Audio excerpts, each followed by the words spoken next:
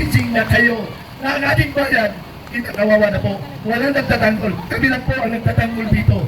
At gusto nyo ba kami na lang magtanggol at kayo ay masarap? Kaya nakikiusap po ako sa taong bayan, magising na tayo sa katotohanan. Lubog na lubog ang ating bansa. Marami.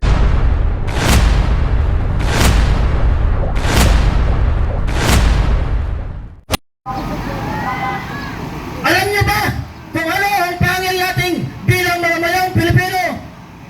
Alam niyo ba ang karapatan nating mamamayang Pilipino upang sa ganon ay nagawa ng pagrarally dito sa harapan ng Senado?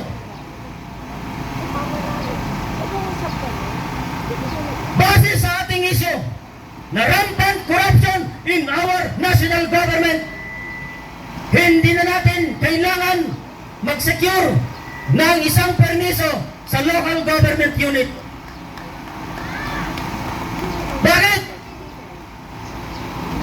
Dahil meron tayong Philippine Constitution. Saan doon? Sa Philippine Constitution, ang pangil ng taong bayan. According to our constitutional rights, as per Article 3 of Section 4 ng 1987 Constitution, ang right to assemble, nandoon po. Tingnan ninyo sa inyong mga Google. Tingnan ninyo kung meron kayong aklat ng Philippine Constitution. Yan ang napakasimpleng pangil ng taong bayan, pero hindi natin yan ma-exercise. Dahil ano? Dahil nagmukha kayong mga mangmang sa sarili nating batasang pambansa. Sinong nagkakalam nun sa inyo dito? Sa dami ng mga abogado na meron tayo dito nakapagtapos sa Pilipinas, pumasok sila sa Kongreso, pumasok sila sa Senado upang sa ganon ay itago ang nalalaman nila tungkol dito sa Philippine Constitution. Bakit hindi nila sabihin ito? Napakadaling sabihin nila dahil kung sila ay against corruption dito sa pamahalaan ito, dapat ituro nila sa taong bayan ang pamamaraan o ang pangil ng taong bayan para sa ganun ay makapag-picket o makapag-rally sila para protestahan ang pagnanakaw ng mga ganid ng mga politiko sa ating kaban ng bayan. Gagawin tayo ng gobyerno ito sa paniniwalang tayo ay malaya. 128 taon simula noon itinaas ang bandila ng Pilipinas sa Cavite. At simula noon isinisigaw natin magpasa hanggang ngayon, malaya ang Pilipinas! Malaya ba tayo? Malaya ba tayo? Kaya sa mga politiko na bumabati ng Happy Independence Day, na alam naman natin na puro magnanakaw ang tugon sa inyo ng taong bayan, putang ina nyo! Yan ang tugon ng taong bayan. Kaya mga kababayan, sa dami po ng nagsalita ng ating mga panauhin ngayong araw na ito, ay ramdam natin ang puot galit, pagtitimpi na tayong sambayan ng Pilipino ay siyang magdidikta ng katotohanan dito sa flood control project anomaly scandal. Kaya mga kababayan, tayo po ay magsipaganda sa darating na mga araw. Lilitisin natin ang mga magnanakaw dito sa kalsada. Mabuhay na yan! Kaninong bang ano ito? Sir, baka makabagsak to sir ha?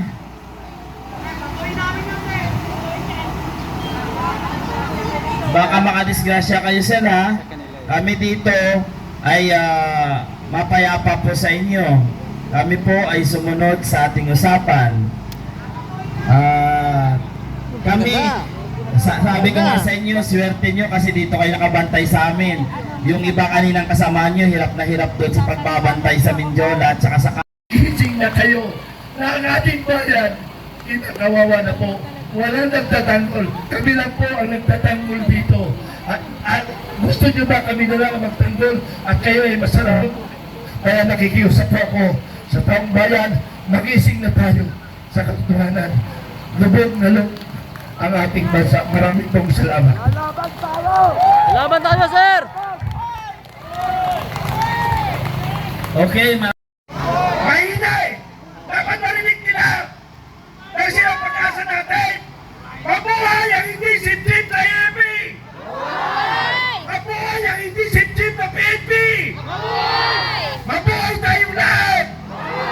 Mabuhay ang Pilipino! Mabuhay ang United People's Initiative! Salamat mga kaibigan!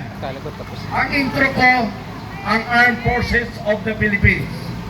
Dahil sila ang inaasahan natin tumingin sa nangyari sa ating bansa. Hinahayaan nila ang ating kinabukasan ng ating mga apo. Armed Forces of the Philippines, nananawagan kami na alam ko na hindi kayo bigyan bulag. Nakikita nyo. Pero anong ginagawa nyo? Wala. Hindi ibig ko sabihin na magkukudita kayo. Manawagan kayo! Sumaludo ka kibagag! Sumaludo ka kibagag! Ay, di ba? Hindi kasi sasaludo siya, Mr. President.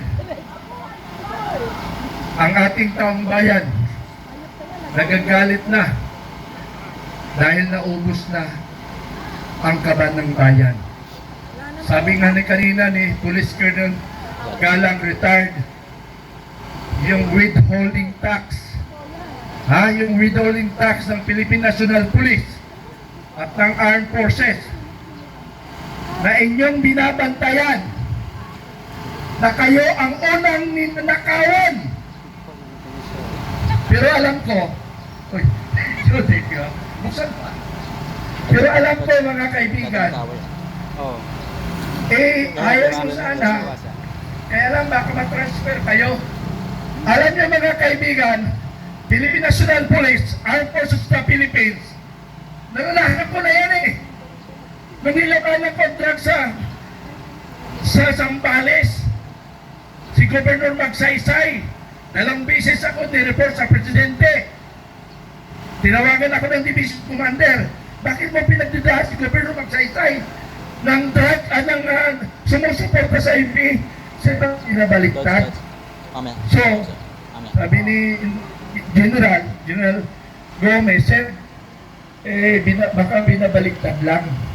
Ano? So, mga kababayan, kayo mga Philippine National Police at saka Armed Forces of the Philippines, hindi naman kayo papatayan eh. Kayo lang ay i-relieve sa posisyon. Tama hindi? Bakit natatakot kayo sa posisyon? Ano bang hinahanap nyo sa posisyon? May pera ba dyan? May pera? May sweldo na tayo. Ano pa hinahanap yung pera? Hindi nyo madadala sa okayan. Alam nyo, pag-uusapan ating mga kaibigan, ganito. Kasi corruption nangyari sa bansa. Ito sa akin ngayon kaibigan, direktamente titirahin ko ang dapat titirahin natin. Kasi para magising sila sa katotohanan, bingi-bingihan sila ba? Bawal namang guray. Isa lang. Ha? Pwede! Kayo rin ang pangmura. Ano mo? Okay, ganito mga kababayan. Inuubos ko Bawal? ang boses ko para marinig tayo sa buong mundo na ang ating bansang Pilipinas, the worst, pinakamatindi ng ating bansa. Alam nyo mga kababayan, tatlo lang gusto ko mangyari sa buhay ko bago ako mamatay, bago ako ilibing. Tatlo lang gusto ko mangyari bago ako mamatay. Makita ko ang pagbabago. Una, yung korupsyon. Yung korupsyon, bago ako mamatay, dapat mawala na yan. Kaya bago ako mamatay, bigay ng Diyos, mawala ng korupsyon. Pwede ba yan? Pwede! Okay. Pangalawa, komunism. Yung komunista. Yung komunista, number one mong kalaban yan ay Philippine National Police, Armed Forces of the Philippines. Bakit hindi nyo ubusin mga NPA? Pero sabi na, ubus na NPA. Sabi ko nga sa inyo, ang NPA sa Pilipinas ay hindi yan mauubos, hindi yan matatapos. Ilan years, 55 years, 100 years, how many years? hindi matatapos ang NPA kung may korupsyon sa bansang Pilipinas dahil may issue sila. Ako mismo, karanasan ko yan. Magmula second lieutenant ako bago hanggang nag-retired ako, ang trabaho ko sa ground, hinahanap ko ang mga sinungaling ng mga NPA, yung mga makabayang black na yan.